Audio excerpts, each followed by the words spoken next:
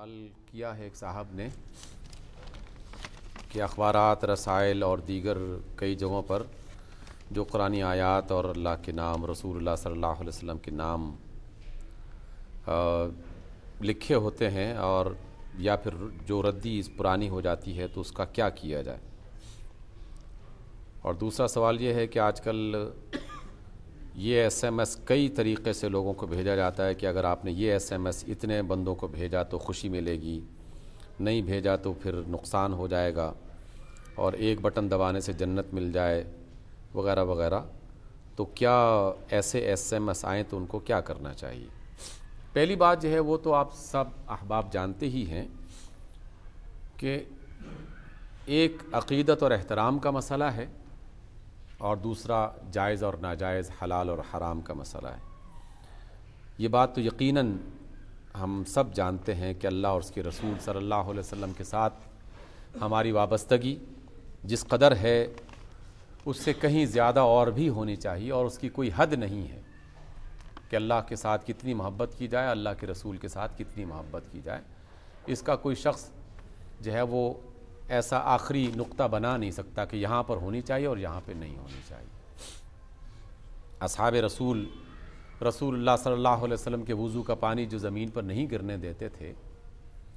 اور وہ صحابی جو حضور صلی اللہ علیہ وسلم کے پسینے کو شیشی میں یا کسی برتن میں جمع کر کے رکھ لیتے تھے، اور وہ لوگ کہ جنہوں نے رسول اللہ صلی اللہ علیہ وسلم کے بال جو ہیں وہ سر کے بال سنبھال کے رکھ لیے تھے، اس کا تعلق جو ہے وہ آپ سے ایک عقیدت اور احترام ہی کا تعلق ہے۔ اس وجہ سے جہاں بھی اللہ کا نام، اللہ کے رسول کا نام آ جائے اور ہم دیکھیں کہ ہاں یہ پڑا ہوا ہے یا یہاں موجود ہے، تو اس کو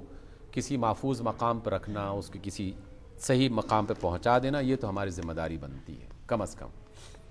اس کا ایک بہتر طریقہ یہ ہے کہ ہر گھر میں اور ہر دفتر میں کوئی نہ کوئی ایک ایسا باکس بنا لیا جائے کہ جہاں جب بھی کوئی چیز ایسی مل جائے تو اس میں وہ جمع کی جاتی رہے۔ جمع کی جانے کے بعد پھر اس کو مختلف طریقوں سے کسی خاص مقام پہ رکھا جا سکتا ہے۔ مثلاً اگر وہ بہت بوسیدہ کاغذات ہیں یا مصحف قرآنی بہت بوسیدہ ہو چکا ہے تو اسے جلایا بھی جا سکتا ہے، اور جلانے کے بعد جو اس کی راکھ ہے اس کو آپ کسی پاک صاف یا کسی اچھی جگہ پہ دفن کر دیں۔ بعض لوگ جا کے قبرستان میں دفن کر دیتے ہیں، یا اس کو کسی ایسے پانی میں جو پانی صاف ستھرا ہو اس میں بہا دینا، جنگل میں اس کو کسی خاص جگہ پہ دفن کر دینا۔ اس بات کا اہتمام اس لیے میں نے کہا کہ اس سب کا تعلق در حقیقت اس احترام کے ساتھ ہے جو ہمارے دلوں میں موجود ہوتا ہے، رسول اللہ صلی اللہ علیہ وسلم کے حوالے سے، قرآن مجید کی آیات کے حوالے سے، یا اللہ رب العزت کے نام کے حوالے سے۔ اس میں پھر ایک اور احتیاط بھی کچھ لوگ کرتے ہیں کہ آج کل کی دنیا ترقی یافتہ دنیا ہو چکی ہے، تمام کاغذات، تمام پیپرز اس کو ری پروسیسنگ کے عمل سے گزارا جا سکتا ہے، تو ایسے ساری ردیاں، ایسے سارے کاغذات جمع کر کسی ایسے اگر فارم میں دے دی جائیں جن کو بتایا جائے کہ یہ ساری قرآن مجید کی کٹنگز ہیں یا اس کی بقیہ صورتیں ہیں یا اللہ کے نام ہیں، تو وہ اس کو بڑے احترام اور سلیقے سے اس پروسیس سے گزار کے دوبارہ سے وہ ایک نیا کاغذ بن جاتا ہے۔ اور پاکستان میں جتنا بھی قرآن چھپتا ہے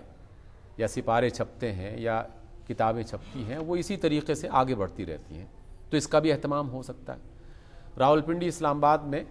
کچھ لوگوں نے باقاعدہ اس کا ایک بہت بڑا سلسلہ بھی قائم کیا ہوا ہے۔ کسی دور کے علاقے میں انہوں نے زمین دوز باقاعدہ خندقیں کھود کر اس میں وہ اس طرح کے پرانے مصاحف اور پرانے سپارے اور کاغذات جمع کرنے کا وہ باقاعدہ اہتمام کرتے ہیں۔ تو وہ مختلف شہروں سے، علاقوں سے، گلیوں محلوں سے یہ قرآن اکٹھا کرتے رہتے ہیں یا اس طرح کے کوئی نام، تو یہ سارے کام کیے جا سکتے ہیں۔ جہاں تک اس بات کا تعلق ہے کہ ایس ایم ایس آئے اور کہا کہ جناب اس کو اگر نہ بھیجا کہیں اور تو اس سے نقصان ہو جائے گا، تو یہ ایک بالکل غلط بات ہے۔ اس کا صرف توہم سے تعلق ہے، بالکل اسی طرح کا جیسے کئی سال پہلے سے خط کسی شیخ صاحب کو حرم کعبہ کے قریب خواب آیا تھا اور اس نے خواب میں یہ دیکھا تھا، اور جس نے یہ اس کی 10 کاپیاں فوٹو کاپیاں کروا کے یا نقل کر کے آگے بھیج دیا تو اس کو اتنا فائدہ ہو گیا، جس نے نہیں بھیجا اس کو اتنا نقصان ہو گیا۔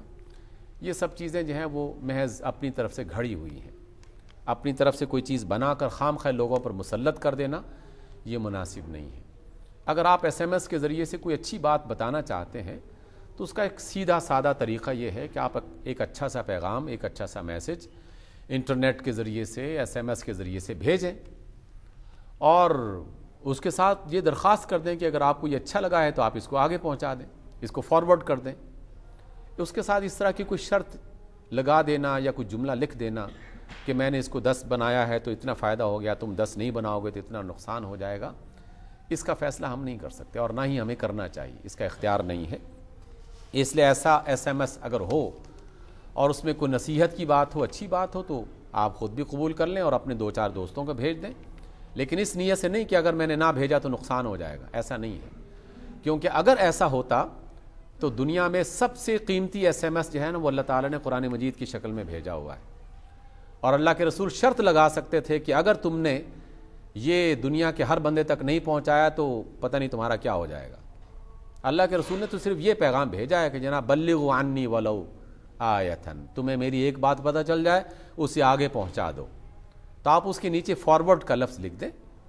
درخواست کر دیں جناب اپنے دوستوں میں اس کو پھیلائیں، تو ایک نیکی کی بات ہے، خیر کی بات ہے۔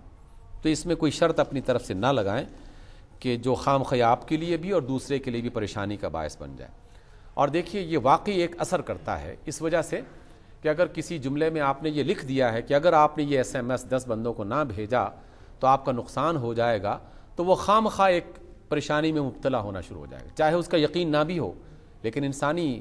نفسیات ہے نا، انسان کی طبیعت میں ایک شک خام خواہ سے پڑ جاتا ہے۔ تو 2-4 دفعہ ایسا ہو گیا اور خدا نہ خواستہ اگر اسے کوئی نقصان پہنچ گیا کسی وجہ سے، تو فوراً اس کے ذہن میں وہ بات آ جائے گی، اچھا یہ اس کی وجہ سے مجھے نقصان پہنچا ہے۔ تو آپ اور ہم خام خواہ لوگوں کے لیے مشکل نہ کھڑی کریں۔ اللہ کی بات یا اچھی بات پہنچانی ہے تو اچھا طریقہ ہے، بس کہہ دیں کہ جناب یہ فارورڈ کر دیں اور اس کا فائدہ ہوگا، اور یہ بات یقیناً ہے کہ اگر اس نے اچھی بات آگے فارورڈ کر دی تو اس کا فائدہ ضرور ہوگا، اللہ تعالیٰ کے ہاں اسے اجر اور ثواب ملے گا۔ پیسے یہ نہیں کہ 10,000 مل جائیں گے، 1 لاکھ کا فائدہ ہو جائے گا، کاروبار چمک اٹھے گا، یہ والی بات ہماری طرف سے نہیں ہونی چاہیے۔